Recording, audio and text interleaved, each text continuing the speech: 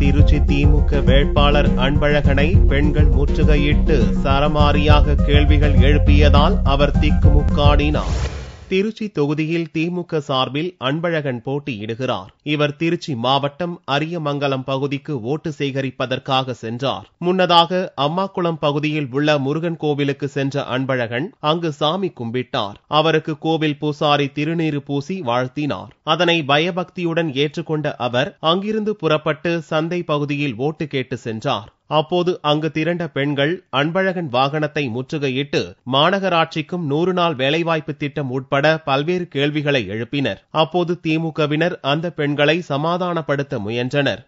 உங்களுடைய ஆதரவோடு வெற்றி பெற்றால் அந்த மாநகராட்சி பகுதிகளிலும் நகராட்சி